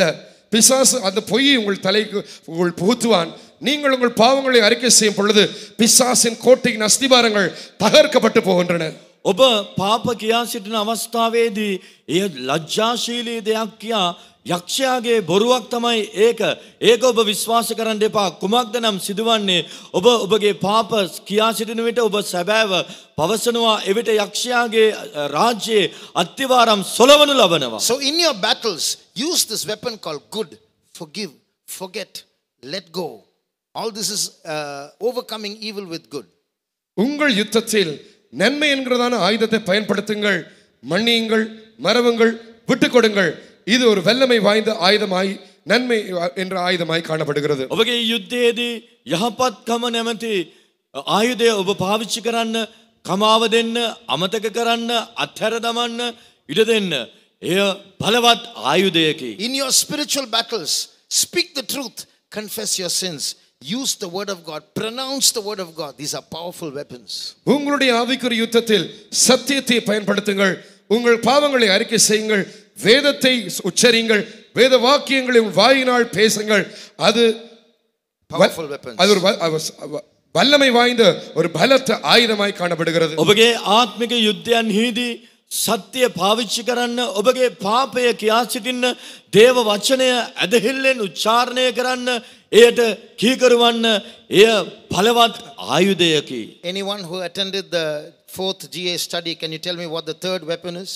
நான்காவது GA வேத பாடத்துக்கு போனவர்கள் யாராவது ஒரு ஆளுக்கு மூன்றாவது ஆயுதம் என்னவென்று சொல்ல முடியுமா? හතරවන කණ්ඩායම් ක්‍රියාකාරකමට සහභාගී වූවන් කරුණාකර ඔබ පවසන්න තුන්වන ආයුධය කුමක්ද? අඥාන ආයුධය. Correct, the cross. சிலுவை. කුරුසිය. Read 1 Corinthians 1:18. முதலாம் கொரிந்தியர் 1ஆம் அதிகாரம் 18ஆம் வசனத்தை வாசிப்போம். පළවෙනි කොරින්ති 1:18 කියවමු. For the preaching of the cross is to them that perish foolishness, but unto us which are saved it is the power of God. මක්නිසාද කුරුසියේ වචනය විනාශ වන්නන්ට මෝඩකමය, නමුත් ගැලවෙන්නව අපට ඒක දෙවියන් වහන්සේගේ බලය. சிலுவையை பற்றிய உபதேசம் கெட்டு போகிறவர்களுக்கு பைத்தியமாய் இருக்கிறது, ரட்சிக்கப்படுகிற நமக்கோ அது தேவ பலனாய் இருக்கிறது. If you tell the world the cross is a weapon, it's foolishness for them. But unto us who are saved, the preaching of this cross is a weapon, the power of God. உலகத்தாருக்கு சிலுவை ஒரு ஆயுதம் என்று சொன்னால் அது ஒரு மதிகேடாய், ஒரு பைத்தியக்காரத்தனமாய் இருக்கும். ஆனால் சிலுவையின் உபதேசத்தை பிரசங்கிக்கிற நமக்கு நம்மை ரட்சிக்கத்தக்க தேவ பலனாய், பலத்த ஆயுதமாய் காணப்படுகின்றது. ලෝකයාට අප පැවසුවොත් කුරුසිය ආයුධයක් කියා ඔවුන්ට ඒක අඥානකමක්, මෝඩකමක් ලෙස දිස්වනවා. නමුත් කුරුසියේ වචනය, කුරුසියේ ඉගැන්වීම වනාහි අදහන්නා වූ අපට බලවත් ආයුධයකි. I'm going to tell you something controversial. விபரீதமான எதிர்மாறான ஒரு விடயத்தை உங்களுக்கு சொல்ல போகிறேன். මම ප්‍රතිවිරුද්ධ දෙයක් ඔබට පවසන්නට යනවා. In a sense, evil is good. ஒரு விதத்தில் தீமையும் நன்மைதான். එක් පැත්තකින් නපුරත් යහපතක්. But let me explain what I mean by that. நான் இவை இப்படி கூறுவதில் அர்த்தம் என்னவென்று நான் உங்களுக்கு சொல்ல නමුත් வருகிறேன். ඒ වගේ පැවසීමේ අර්ථය මොකක්ද කියා මම ඔබට පහදා දෙන්නම්. I'm going to tell you 4 or 5 things. Tell me, is it good or evil? இப்பொழுது 4-5 விடயங்களை உச்சரிக்க போகிறேன், கூற போகிறேன். இது நன்மையா தீமையா என்று நீங்களே கூற வேண்டும். මම සමහර දේවල් ඔබට පවසන්නට යනවා. ඒ නපුරද යහපතද කියා ඔබ පවසන්න. Forgiveness, மன்னிப்பு, කමාව දීම, long suffering, நீடிய பொறுமை, දිගු කල ඉවසීම, endurance, சகிப்புத்தன்மை, දරා ගැනීම, loving enemies. சத்துருக்களை நேசிப்பது. සතුරන්ට ප්‍රේම කිරීම. Is all this good or evil? இவையெல்லாம் நன்மையா தீமையா? මේ සියල්ල යහපතද නපුරද? Those who say it is good, lift up your hands. நன்மை என்று கூறுகிறவர்கள் கரங்களை உயர்த்துங்கள் பார்ப்போம். මේ සියල්ල යහපත කියන අය ඔබගේ අත ඔසවන්න. Okay, put down your hands. கரங்களை கிளப்பு. ඔබගේ අත පහළ හෙලන්න. Now the second question. இரண்டாவது கேள்வி. දෙවන ප්‍රශ්නය. I spoke to you about forgiveness, long suffering, endurance, loving enemies. உங்களோடு மன்னிப்பு, நீடிய பொறுமை, சகிப்புத்தன்மை, சத்துருக்களை அன்பு கூறுவது இதை குறித்து நான் இப்பொழுது கூறினேன். කමාව දීම, දිගු කල ඉවසීම, දරා ගැනීම, සතුරාට ප්‍රේම කිරීම. මේ ගැන ඔබට මම කතා කළා. You said all these are good. இவையெல்லாம் நன்மை என்று நீங்கள் கூறினீர்கள். මේ සියල්ල යහපත් කියා ඔබ පැවසුවා. But think now, can all these exist without evil? ஆனால் இப்பொழுது சிந்தித்து யோசித்து பதில் கொடுங்கள். தீமை இல்லாமல் இவையெல்லாம் நிலைத்திருக்க உருவாக முடியுமா? ඔබ සිතා බලන්න නපුර නොමැතිව මේ දේවල් ක්‍රියාත්මක කරන්නට පුළුවන්ද? If there's no one who does evil against you, there's nothing called forgiveness. உங்களுக்கு விரோதமாய் தீமை செய்யக்கூடிய ஒருவருமே இல்லை என்றால் அங்கே மன்னிப்பு என்றதான விடயம் காணப்படவே மாட்டாது. ඔබට විරුද්ධව නපුර කරන්නට යමෙක් නැත්නම් කමාව කියන දෙයක් නැහැ. If there's no one to irritate you or make you angry, the word long suffering has no meaning. உங்களை கோபமூட்ட, உங்களை எரிச்சல் அடைய செய்யத்தக்கதான யாருமே இல்லாவிட்டால் நீடிய பொறுமை என்று ஒன்று அங்கே உண்டாயிராது. ඔබට හිංසා කරන්නට, ඔබ කෝපාවිෂ්ඨ කරන්නට යමෙක් නැත්නම් දිගු කල ඉවසීමක් කියන දෙයක් නැහැ. If there's no one to torture you, the word endurance has no meaning. It doesn't exist. உங்களை உபத்திரவப்படுத்த யாருமே இல்லாவிட்டால் உங்களுக்கு சகிப்புத்தன்மை என்று ஒன்று இராது.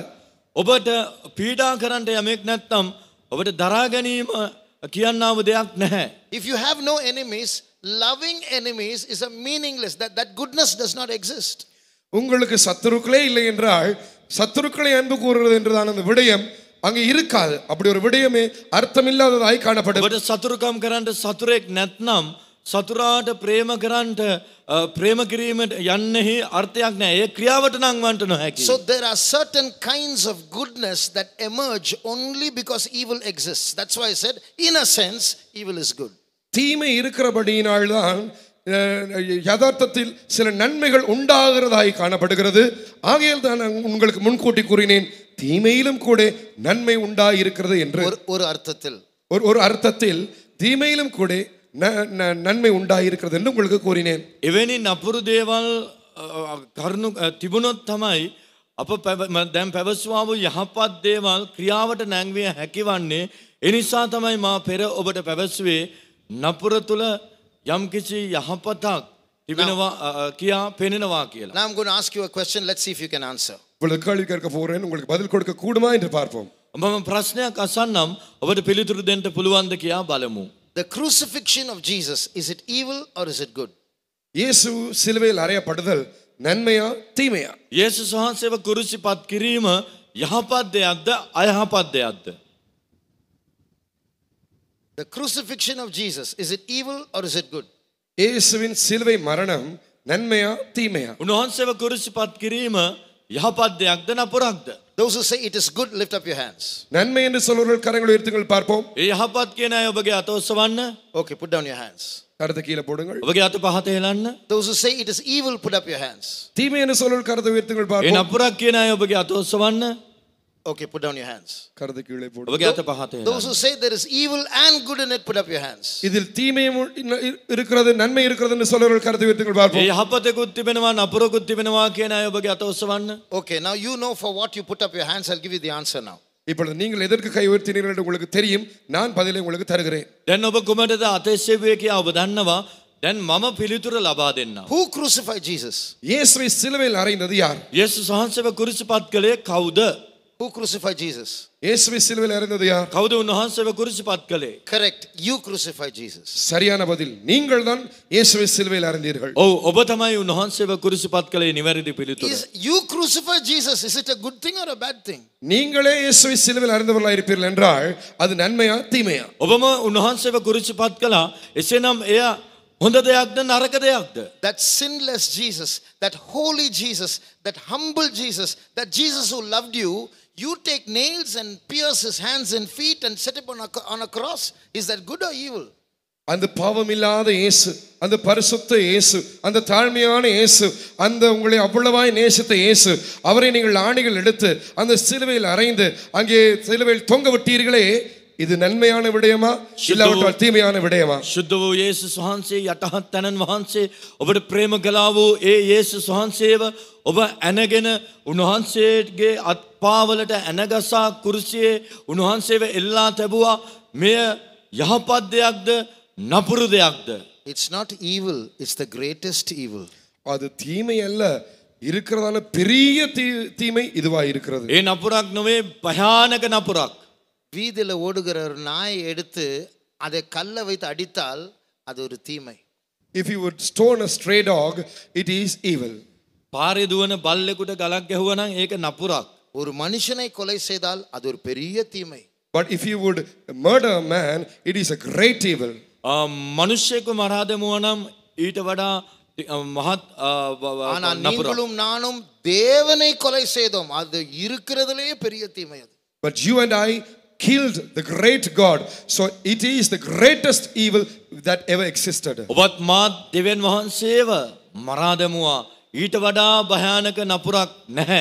ஆனால் பிதாவாகிய தேவன் என்ன செய்தார் தெரியுமா? But do you know what God the Father did? නමුත් පිය වූ දෙවියන් වහන්සේ කළේ කුමක්ද කියලා දන්නවාද? He turned the greatest evil into the greatest good. இருக்கக்கூடிய பெரிய தீமையை இருக்கக்கூடிய பெரிய நன்மையாய் பிதாவாகிய தேவன் மாற்றி அமைத்தார். ඒ මහා නපුර උන්වහන්සේ පිය වූ දෙවියන් වහන්සේ මහා යහපතක් ලෙස මාරු කළා. So that your greatest evil that you did against God, God turned it into the greatest good. நீங்கள் செய்ததான செய்யக்கூடிய பெரிய தீமையை தேவன் தாமே அவர் செய்யக்கூடிய மிகவும் பெரிய நன்மையாய் மாற்றிவிட்டார். ඔබට කළ හැකි වූ ඒ ඊතා අතිමහත් නපුර උන්වහන්සේට කළ හැකි වූ ඒ අතිමහත් යහපත ලෙස උන්වහන්සේ මාරු කළා. உங்களுடைய வாழ்க்கையில் வருகிற தீமைகளையும் நீங்கள் இந்த சிலுவையோடு இணைத்து அதையும் நீங்கள் நன்மையாய் மாற்றலாம். You should sink all the evil that come in your life with the cross and you should transform it as good. ඔබට පැමිණෙනා වූ සියලු නපුර මේ කුරුසිය හා සමග එක්ව ඔබට ඒවා යහපතක් ලෙස මාරු කරන්නට පුළුවන්. தீமை இல்லாவிட்டால் சிலுவை இராது. If there is no evil, then there is no cross. නපුර නැත්නම් කුරුසියද නැත.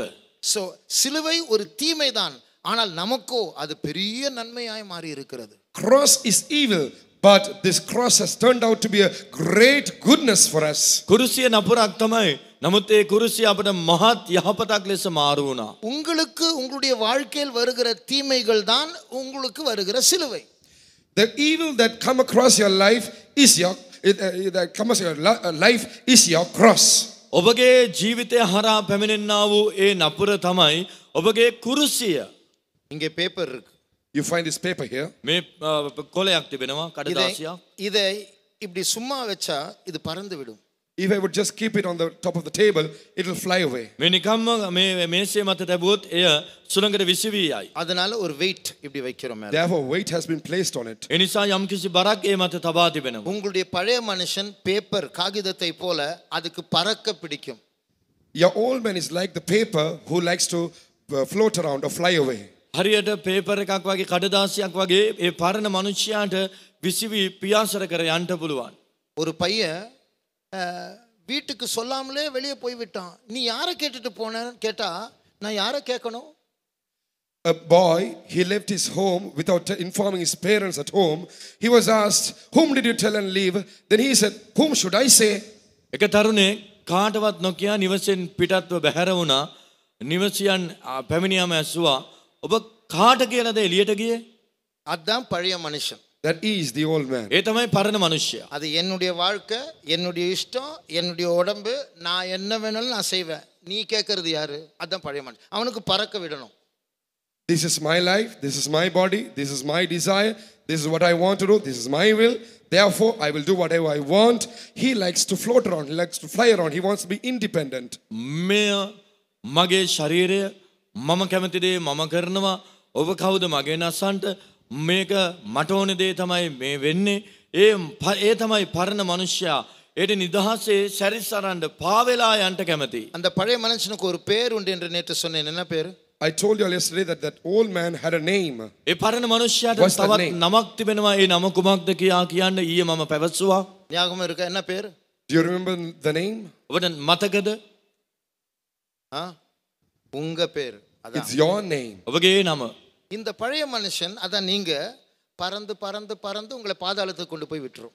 That old man, that is you, will fly, fly, fly and take you to hell. ඒ පරණ මනුෂ්‍යයා ඒ තමයි ඔබ ඒ පාවෙලා පියාසර කරලා නිරයට යනවා. அது பறக்காதபடிக்கு தேவன் கொடுக்கிற பேப்பர் வெயிட் தான் சிலுவை. The paperweight which God gives you lest you fly away is the cross. ඒ පාවෙලා නොයන පිණිස දෙවියන් වහන්සේ තබන්නා වූ බර තමයි කුරුසය. எனக்கு சொல்ல நிறைய நேரமாகி நிறைய இருக்கு ஆனா நேரமாகி விட்டது. There's so much for me to tell but I do not have much time. පවසන්ට බොහෝ දේ තිබෙනවා නමුත් කාලය ඉඩ දෙන්නේ නැහැ. உங்களுடைய சோதனைகள் ஒரு விதத்தில் உங்களுக்கு கொடுக்கப்படுகிற சிலுவை. Your trials that you face, in one sense, it is your cross. ඔබට පැමිණෙනා වූ මේ සෝදිසි පරීක්ෂා එක් පසකින් බලන කල ඒ කුරුසියක්. Allow yourself to be crucified on it. That old man, let him die. Go die. அந்த சிலுவையில் அறையப்பட நீங்கள் உங்களை ஒப்புக்கொடுங்கள். அந்த பழைய மனிதன் சிலுவையில் அறையப்பட்டு அவன் மரித்து போகட்டும். உங்கள் பழைய மனிதன் மரித்தே போய்விடட்டும். ඒ පරණ මනුෂ්‍යාව කුරුසිපත් කරන්න කුරුසිපත් වෙන්න ඉඩ දෙන්න. ඒ පරණ මනුෂ්‍යයා මැරුණාවේ.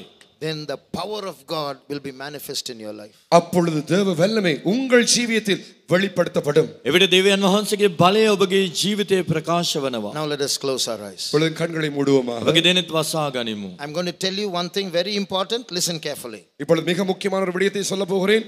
கவனமாய் செவி கொடுங்கள். ඊටාම වැදගත් දෙයක් දැන් පවසන්ට යනවා. ඔබගේ අවධානය යොමු කරන්න. After this camp, God is going to lead you in certain paths. இந்த வாலி முகாமின் பிறகு தேவன் சில வழிகளில் உங்களை நடத்த போகிறார். මේ යෝන් කඳුරෙන් අනතුරුව දෙවියන් වහන්සේ ඔබව විවිධ මාවත් ඔස්සේ මඟ පෙන්වන්නට යනවා. It might be uncomfortable. அது அசௌகரியமாய் இருக்கலாம். ඒ ඔබට අපහසුතාවයක් ගෙන දෙන්න It might පුළුවන්. be unfair. அது அநீதியாய் இருக்கலாம். ඒ අසාධාරණයෙන් තිබෙන්න You may පුළුවන්. not like it, நீங்கள் அதை விரும்பாதிருக்கலாம். ඔබ ඊට අකමැති විය හැක. but God will be in control. ஆனால் தேவனே சகலத்தையும் ஆளுகை செய்து கட்டுப்பாட்டில் வைத்துக் கொள்வார். නමුත් දෙවියන් වහන්සේ සියල්ල පාලනය කරනවා. Keep listening to what he says. அவர் என்ன சொல்கிறார் என்று செவி கொடுத்து கொண்டே இருங்கள். උන්වහන්සේ පවසන්නේ කුමක්ද කියා ඊට සවන් දෙන්න. And your time will come. உங்கள் நேரம் வரும். ඔබගේ වේලාව එළඹෙනවා. Those who will surrender to those new paths, be on your knees. அந்த புதிய பாதைகளுக்கு உங்களை ஒப்புக் கொடுக்கிறவர்கள் முழங்காலில் இருங்கள். ඒ අලුත් මාවතට ඔබව බාර දෙන්නන් දනින් සිටින්න. Those who are willing to say, I will take up that cross and follow him and be crucified on it, be on your knees. நான் அந்த சிலுவையை சுமந்து அவரை பின்பற்றி போய் சிலுவையில் அறையப்பட நான் என்னை ஒப்புக் கொடுப்பேன் என்று சொல்லுகிறவர்கள் நீங்கள் முழங்காலில் இருங்கள். මා ඒ කුරුසිය උසුලාගෙන උන්වහන්සේ පසුපස යන්නෙමි. ඒ කුරුසියේ මම ඇනගැසෙනු ලබන්නට කැමැත්තෙමි කියන්නා වූ අයවලුන් දනින් සිටින්න. It may not be it may be uncomfortable, it may be unfair, I may not like it, but I will take it.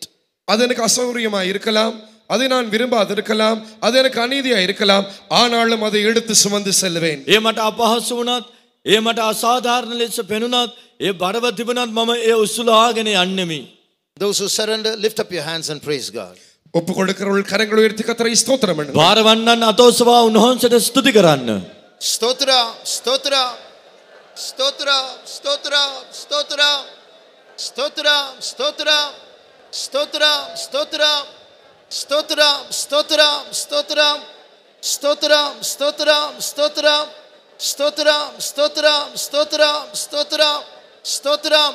Because you surrendered, the power of God is going to be manifest in your life. நீங்கள் ஒப்பு கொடுத்தபடியினால் தேவனுடைய வல்லமை உங்கள் வாழ்க்கையில் வெளிப்படுத்தப்பட போகிறது. ඔබ බාර වූ නිසා දේව බලය ඔබගේ ජීවිතේ ප්‍රකාශවන්ට යනවා. It might be uncomfortable, but you will become the bride of Christ. அது அசௌகரியமாய் இருக்கலாம், ஆனால் நிச்சயமாய் நீங்கள் கிறிஸ்துவின் மணவாட்டியாய் மாறுவீர்கள். ඒ ඔබට අපහසුතාවයක් මෙන් දැනෙන්න පුළුවන්. නමුත් ඔබ උන්වහන්සේගේ මනාලිය බවට පත්වන්ට යනවා. Those who believe, they shout a hallelujah. விசுவாசிக்கிற யாவரும் ஹல்லேலூயா என்று ආදහන්නන් හලෙලූයා කියා පවසමු. Please sit down. உட்காருவோமாக. වාඩි වෙමු. Now you have already been given feedback forms during the GA session. G பகுதிகளில் குழு நிகழ்ச்சிகளில் ஃபீட்பேக் ஃபார்ம் உங்களுக்கு ஏற்கனவே கொடுக்கப்பட்டாயிற்று. ඔබට කණ්ඩායම් ක්‍රියාකාරකම් වලදී ඒ ෆීඩ්බැක් ෆෝම් එක ලබා දුන්නා. We believe you took those forms in your language.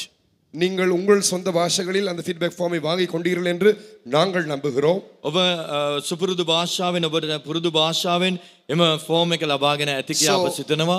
Before you leave, fill up those forms. நீங்கள் இந்த இடத்தை விட்டு புறப்பட்டு போகும் முன்னதாக அந்த ஃபார்ம்களை நிரப்புங்கள். ඔබ මෙම ස්ථානයෙන් බැහැරවන්ට ප්‍රථමයෙන් එම ෆෝම් එක පුරවන්න. There are 4 boxes, one on the stage for boys and girls, the other at the back side for boys and girls. Fill up these forms, put them in one of these boxes before you go. இங்கே மேடையில் 2 பெட்டிகள், ஒன்று சகோதரருக்கு ஒன்று சகோதரிமாருக்கு வைக்கப்பட்டிருக்கிறது. சாலின் பின்புறத்தில் சகோதரிகள் சகோதரமாருக்கு வெவ்வேறு பெட்டிகள் வைக்கப்பட்டிருக்கின்றன. மொத்தமாய் 4 பெட்டிகள் உள்ளன. நீங்கள் போய் இந்த படிவத்தை நிரப்பி அந்த ஃபீட்பேக் பாக்ஸில் நீங்கள் போட்டு விடுங்கள். සහෝදර සහෝදරයන් උදෙසා වෙන වෙනම පෙට්ටි වේදිකාව මත සහ පිටිපස්ස තබා තිබෙනවා. ඔබගේ ඒ ෆෝම් එක පුරවා ඒ පෙට්ටියට ඔබගේ අදහස් යෝජනා යොමු කරන්න. After the prayer and benediction, after saying hallelujah, youths have to line up with your badges in this order.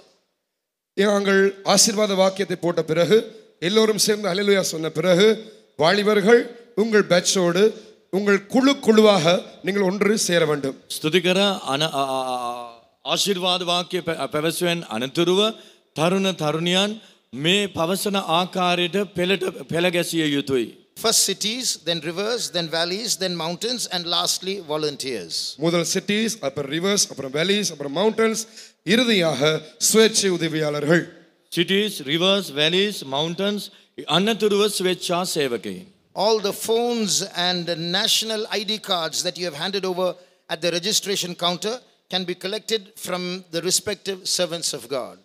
நீங்கள் ரெஜிஸ்ட்ரேஷன் கவுண்டரில் ஒப்பு கொடுத்ததான உங்களுடைய கையடக்க தொலைபேசிகள், உங்கள் அடையாள அட்டைகள், இவையெல்லாம் உங்கள் பொறுப்பான ஊழியர்களால் அங்கே ரெஜிஸ்ட்ரேஷன் கவுண்டரில் அதை பெற்றுக்கொள்ளலாம். ඔබ ලියාපදිංචි අවස්ථාවේදී බාර දුන්නා වූ ඔබගේ ජාතික හැඳුනුම්පත්, එවැගේම ජංගම දුරකථන ඔබගේ සභාවට අදාළ දේව සේවකයන් වෙතින් නැවත ලබාගත හැක.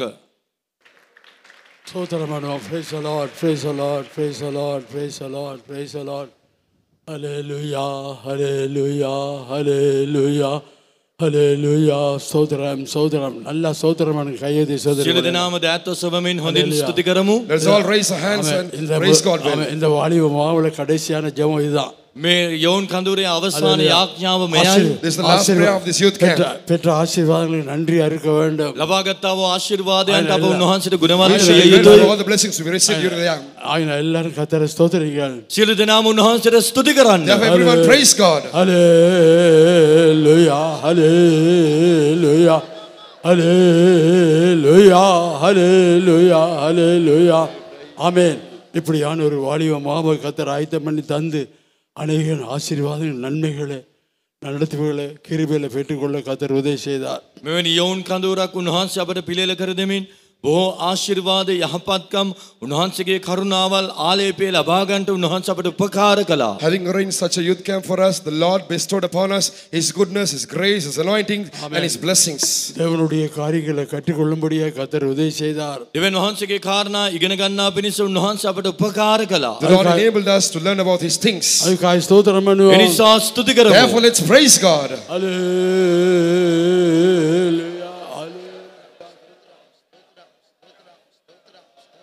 Hallelujah, hallelujah, hallelujah, hallelujah, hallelujah. சோதரம் சோதரம் சோதரம் சோதரம் சோதரம்.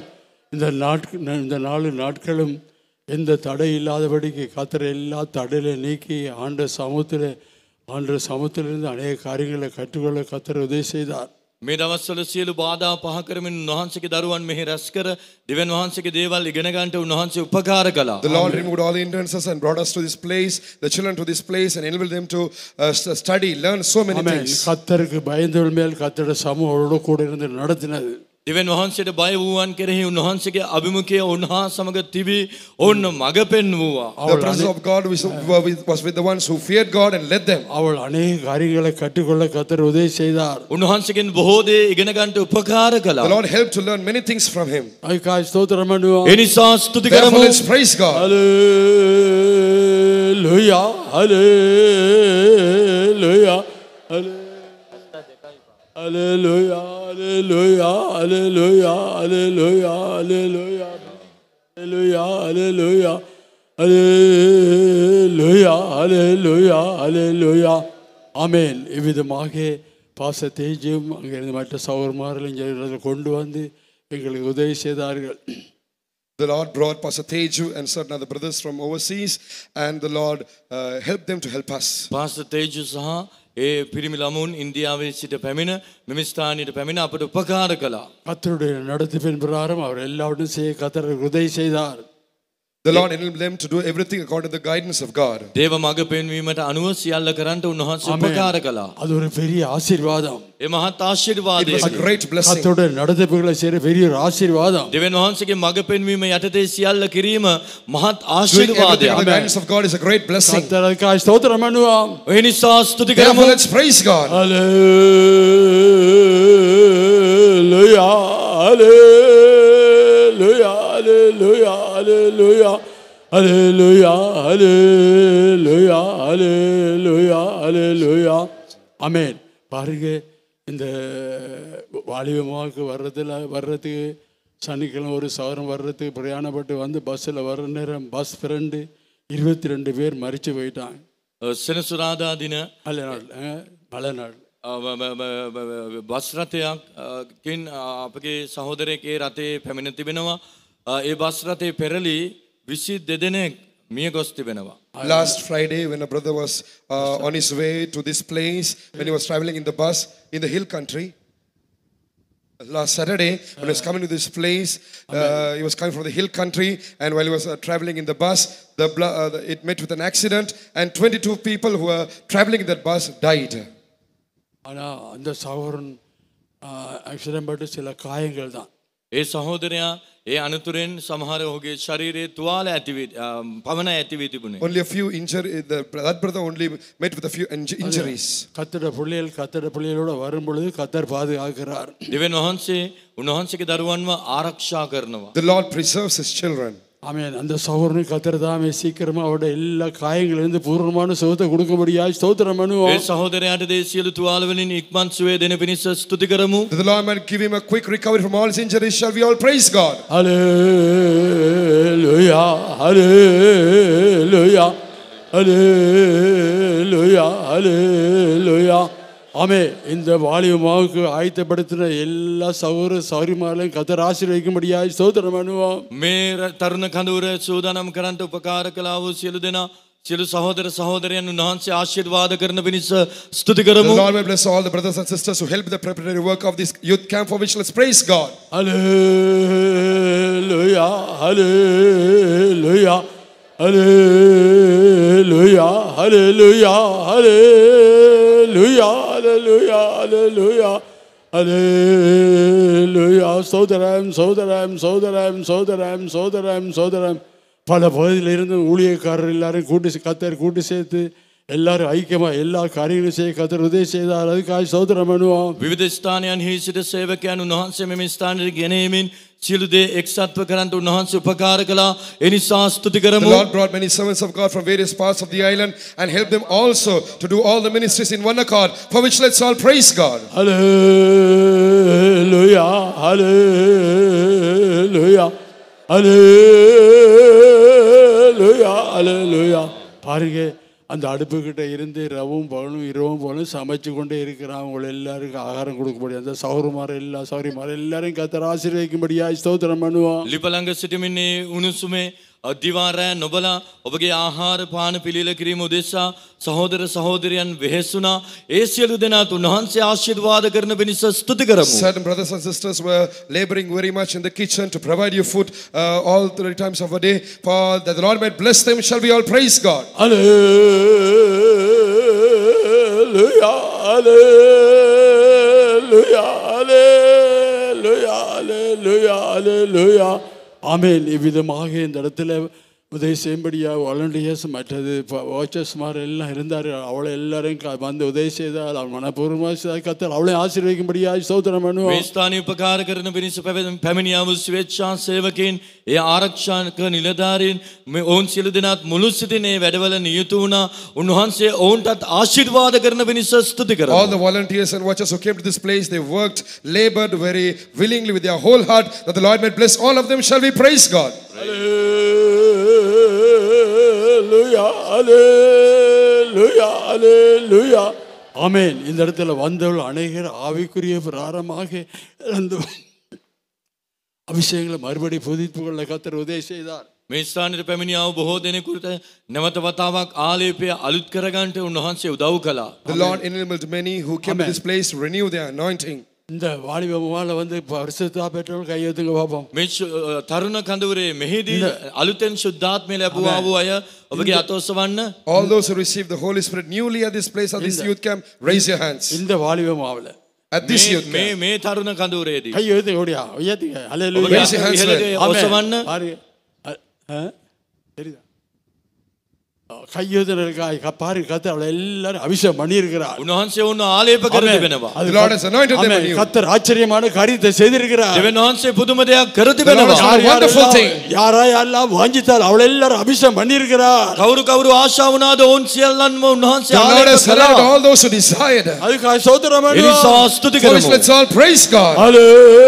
Hallelujah, hallelujah, hallelujah, hallelujah. இன்னும் பரிசுத்தா பெறாம இருக்கிறவர்கள் பரிசுத்தா பெற்றுக்கொள்ள கர்த்தர் உதவி செய்யும். තවදුරටත් කවුරු ශුද්ධාත්මය නොලබා සිටිනවාද ඔවුන් සියලු දෙනාටත් ශුද්ධාත්මය ලබා ගන්නා පිණිස උන්වහන්සේ උපකාර කළ The යුතුයි. Lord should help all those who have not received the Holy Spirit yet to receive the Holy Spirit. நீங்க இந்த வாகனத்தில் போகும்பொழுது பஸ்ஸில் போகும்பொழுது இந்த திரும்பி போகும்பொழுது சில நேரத்தில் நீங்கள் அந்த வாங்கியா இருந்தால் சில நேரம் ஆண்டு பரிசுத்தா நிறைப்பார். ඔබ නැවත හැරී යන ගමනේදී ඔබගේ බස් රථයේ වෙන්න පුළුවන්. ඔබ ගමන් කරන වාහනේ විය හැකි.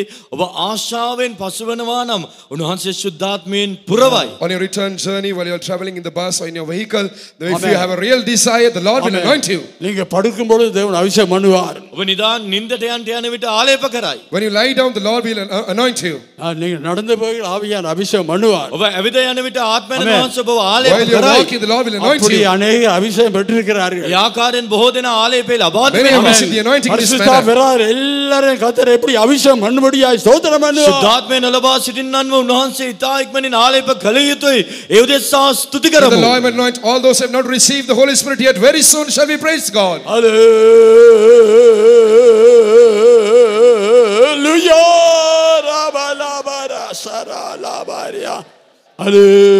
Hallelujah. ஆமென். பணத்தின் மூலமா பொருட்கள் மூலமா உதவி செய்தான எல்லா கரங்களையும் கர்த்தர் ஆசீர்வதிக்கும்படியாய் ஸ்தோத்திரம் பண்ணுவோம். මූල්‍යමය වශයෙන් බඩු බාහිර දෙමින් විවිධාකාරයෙන් මේ කඳවුර උදෙසා උපකාර කර සියලු දෙනාට උන්වහන්සේ ආශිර්වාද කරන පිණිස That ස්තුති the කරමු. Lord may bless all those who helped in this youth camp with their money and with their material things and in other ways. Shall we all praise God? Hallelujah. Hallelujah. Hallelujah. ஆமென். இன்றைக்கு 35 சகோதரமார் ஞானஸ்நானம் பெற்றிருக்கிறார்கள். අද සහෝදරයන් 35 දෙනෙක් වතුර බෞතිස්මය ලබාගෙන Today, සිටිනවා. 35 brothers have received the whole what have please. 37 சகோதரிமார்கள் ஞானஸ்நானம் பெற்றிருக்கிறார்கள். සහෝදරයන් 37 දෙනෙක් වතුර බෞතිස්මයට කීකරු වී And තිබෙනවා. 37 sisters have obeyed the waters of baptism. மொத்தமாக 72 பேர். එකතුව 72යි. Altogether 72. கத்தர் இன்றைக்கு ஞானஸ்தானம் எடுத்தவர்கள் எல்லாரும் கடைசி வரைக்கும் கத்தர் பாதுகாக்கணும். අද දවසේ වතුර බෞතිස්මය ගත්තා වූ අයවලුන් අන්තිම දක්වා උන්වහන්සේ ආරක්ෂා කළ The යුතුයි. Lord should preserve all those who took waters of baptism till the very கத்தருடைய end. கிருபையினால் அவளை நிறைக்க வேண்டும். දේව කරුණාවෙන් ඔවුන්ව උන්වහන්සේ The Lord පිළිවිය should fill them යුතුයි. with His grace. கத்தருக்கு சாட்சியா இருக்க கத்தர் உதவி செய்யும்படியாய் ஸ்தோத்திரம் දෙවියන් பண்ணுவோம். වහන්සේට සාක්ෂියක්ව සිටින්න උන්වහන්සේ ඔවුන්ට උපකාර කරන පිණිස ස්තුති The Lord will කරමු. help them to be a witness to Him. Let's praise God. ස්තුති කරමු. Let's all praise Him. Hallelujah. Hallelujah. Hallelujah. Hallelujah. ஆமென். பாச இந்த நாளும் கொடுத்ததான வார்த்தைகள் மூலமாக கத்தர் எல்லாரையும் தைரியப்படுத்தி காத்துக்கொள்ளும்படியாய் ஸ்தோத்திரம் பண்ணுவோம். උන්වහන්සේ ලබා දුන්නා වූ වචනය අද දවසේ ලබා දුන්නා වූ පාස්ටර් තේජු කරුණු කොටගෙන උන්වහන්සේ අද දවසේ ලබා දුන්නා වූ වචනය උන්වහන්සේගේ දරුවන් ඒ ආරක්ෂා කරමින් ජීවත් වෙන්න උන්වහන්සේගේ කරුණාව දෙන පිණිස ස්තුති That the Lord කරමු. might strengthen and Lord might lead and protect all the children who receive the word of God today through Pastor Jeju. Shall we praise God? Hallelujah. Rabala shidala baragada. ஆமென். அப்படியே பாச தேஜு மற்றவர்கள் எல்லாம் பிரயாணத்தில் இருக்கிறான். நாளன்னைக்கு வியாழக்கிழமை போவார். கத்தர் அவளோட கூட இருந்து அந்த இடத்துலையும் அவரோட ஊழியர்கள் மற்ற எல்லா காரியத்தையும் கத்தர் ஆசீர்வதிக்கும்படியாய் ஸ்தோத்திரம் பண்ணுவோம். පාස්ටර් තේජු සහ ඔහු හා සමග පැමිණියන් ලබන බ්‍රහස්පතින්දා දින නැවත වතාවක් හැරී යනවා. ඒ ගමනේදීත් උන්වහන්සේ ඔවුන් හා සමග සිටිය යුතුයි. ඒ වගේම මේ ස්ථානීය සේවයන් ඔවුන් කරන්නා වූ සියලු දේ උන්වහන්සේ ආශිර්වාද කළ යුතුයි. ඒ උදෙසා ස්තුති කරමු. Pastor Teju and the brothers who came with him are returning back on Thursday. The Lord should be with them. The Lord should command His presence and protect them. And the Lord should bless all what they are doing, all their ministries, all the works of their hands, for which let's all praise God. Hallelujah. சோதரம். இப்ப எல்லாம் முடிந்த பிற்பாடு எல்லாரும் வாகனத்தில் பஸ்ஸில் போயிருக்கிறார்கள். அவள் போகிற பிரயாணங்களை கத்தர் கூட இருந்து தேவ சமூக கூட இருந்து நடத்தும்படியா எந்த ஆபத்து சேதமில்லாத கத்தர் காத்துக்கொள்ளும்படியா ஸ்தோத்திரம் பண்ணுவோம். මෙම කඳවුර අවසානයේදී සියලු දෙනාම නැවත තමුන්ගේ ස්ථානවලට හැරී යනවා. ඔවුන්ගේ ගමනේද උන්වහන්සේ ඔවුන් හා සමග සිටමින් සුරක්ෂිතව ඒ ස්ථානයන්ට ගෙන යා යුතුයි. At the conclusion of this youth camp, many will be returning back to their destination. The Lord should go with them. He should command His presence. The Lord should protect them and take them to their destination safe. For which let's all praise God. ඒ උදෙසා අපි ස්තුති කරමු. Hallelujah. நல்லா ஸ்தோத்திரம் பண்ணுங்க. Hallelujah. ස්තුති කරන්න. Praise God. சமூகம் உங்களோட வர வேண்டும். The presence of God should go with you. දේව අභිමුඛය වහා සමග පැමිණෙන්න ඕනේ. Hallelujah.